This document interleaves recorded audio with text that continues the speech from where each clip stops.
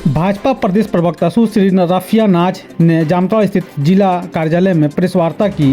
उन्होंने कहा कि कांग्रेस का जो प्रोटोकॉल है महिला अपमान का, उसे धरातल पर लागू करने का कार्य इरफान अंसारी बखूबी कर रहे हैं। ठीक उसी प्रकार जैसे 10 अक्टूबर 2017 को बड़ोदरा की रैली में उन्होंने राष्ट्रीय स्वयंसेवक संघ की बहन बेटियों को वस्त्र पर अभद्र टिप्पणी की थी। कांग्रेस की पुरानी नीति है बलात्कार हम हैं का पालन करते हुए इरफान अंसारी अक्सर महिलाओं पर अश्लील टिप्पणी करते रहते हैं। कभी सीता सोरेन जी का रिजेक्टेड माल कहते हैं, कभी योग करने वाले पर अंग प्रदर्शन आरोप लगाते हैं, तो कभी अभिनेत्री कंगना रनावत को गालों की तुलना सड़क से कर देते हैं। अब यह कतई भाजपा बर्दाश्त नहीं करेंगे, इसीलिए इस बार जामताड़ा में परिवर्तन का लहर है, जहां जामताड़ा की सीता करेगी इरफान अंसारी का अंत। रफिया नाज ने प्रेस वार्ता कर कहा, क्योंकि महिला का सम्मान कभी कांग्रेस नहीं किया है, सिर्फ वह महिलाओं को इज्जत को बिखराने का काम किया है। यदि कोई साड़ी बांटता है तो वह साड़ी सही से बांटे और साड़ी को सही से पहनाए। यदि साड़ी से पहनाने जानते हैं तो उसे महिला को इज्जत भी करना सीखें, क्योंकि साड़ी बांटने से किसी महिला का इज्जत का सम्मान नहीं होता है। उसे इज्जत और सम्मान करें। जिस तरह उन्होंने हमारे यहाँ भाजपा प्रत्याशी सीता सोरेन के ऊपर अभद्र भाषा की टिप्पणी किया है, वह आदिवासी समाज कभी बर्दाश्त नहीं करेंगे, क्योंकि आदिवासी समुदाय के लोग अब समझ चुके हैं, उन्हें बरगलाने और ठगने का काम कर रहे हैं। अब आदिवासी अभिनय इनकी औकात को दिखाएंगे।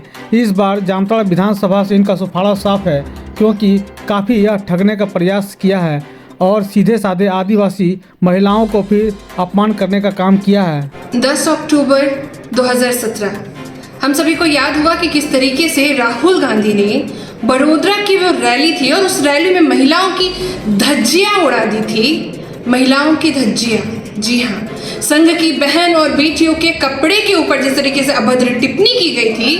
और आपको याद होगा रेणुका चौधरी जी, जो कांग्रेस की वरिष्ठ नेत्री है, ठीक उसी कांग्रेस का प्रोटोकॉल कि इरफान अंसारी इस जामताड़ा में ला करके चला रहे हैं। ठीक उसी प्रकार से यहाँ पे महिलाओं की इज्जत को तार तार करने पे ये इरफान अंसारी तुले हैं।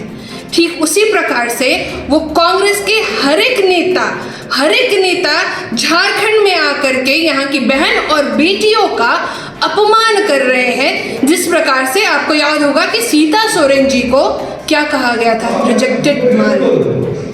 तो मैं कहना चाहूंगी कि जिस तरीके से एक नेता जो नेतृत्व करने के लिए आगे आता है, इरफान अंसारी, वो एक बेटी को रिजेक्टेड माल कहता है, तो क्या उसको जामताड़ा की जनता उसको एक्सेप्ट करेगी या रिजेक्ट करेगी? ये तो जनता बखूबी जानती है कि जो इंसान महिलाओं की इज्जत नहीं कर सकता, उसको राजनीति में भी रहने का कोई अधिकार नहीं है।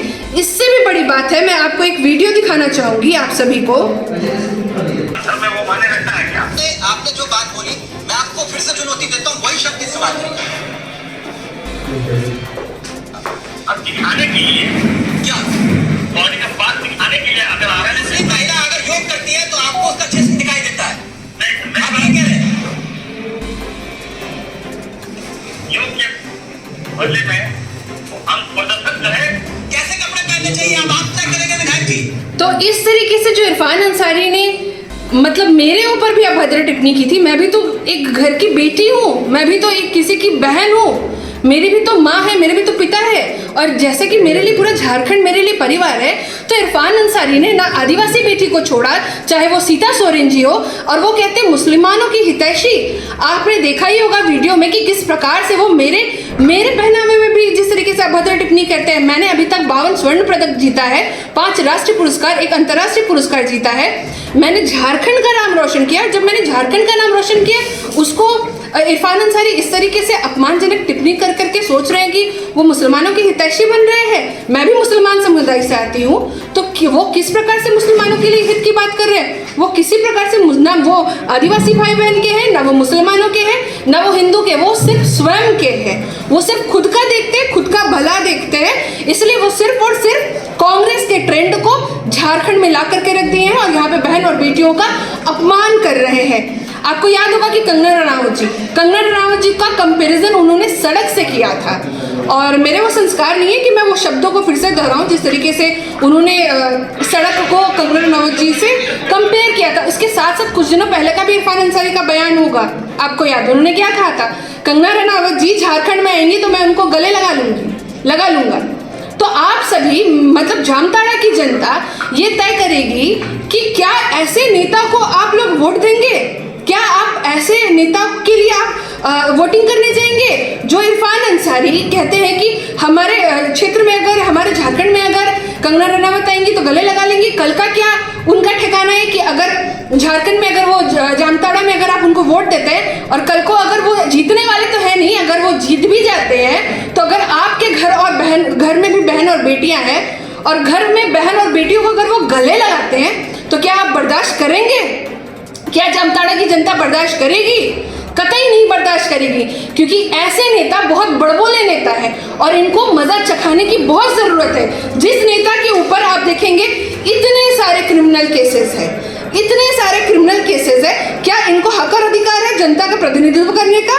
क्या ये झारखंड की जामताड़ा का भविष्य लिख सकते हैं? अगर ये लिखते हैं ना जामताड़ा की जनता का भविष्य, तो आज जामताड़ा शिक्षा के लिए जाना जाता, आज जामताड़ा महिला सुरक्षा के लिए जाना जाता, आज जामताड़ा अच्छे स्वास्थ्य के लिए जाना जाता, ना कि आज जामताड़ा साइबर क्राइम के लिए जाना जाता।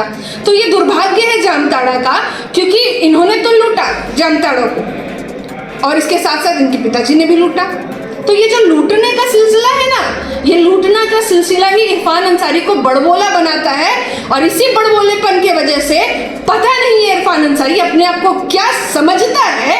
इसको तो जामताड़ा से धक्के मार के बाहर निकालना चाहिए, क्योंकि जिस तरीके से जामताड़ा में भी